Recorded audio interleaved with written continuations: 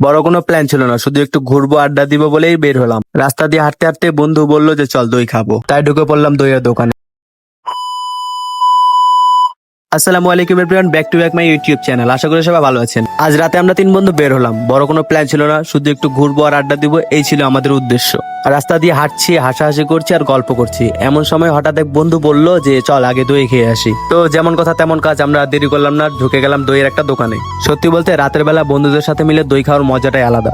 তারপরে এদিকে ওদিকে আরেকটু ঘোরাঘুরি করলাম। রাতের পরিবেশ, আড্ডা আর গল্প আর 3 বন্ধু, সব মিলিয়ে সময়টা দারুণ কাটছিল।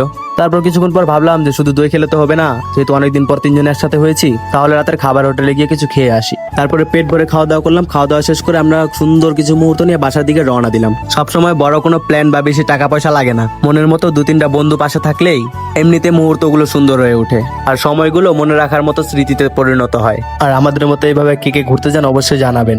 ভিডিওটি যদি ভালো লেগে থাকে চ্যানেলটি অবশ্যই সাবস্ক্রাইব করবেন। আজকের জন্য এতটুকুই, দেখা হবে অন্য কোনো ভিডিওতে। আল্লাহ হাফেজ।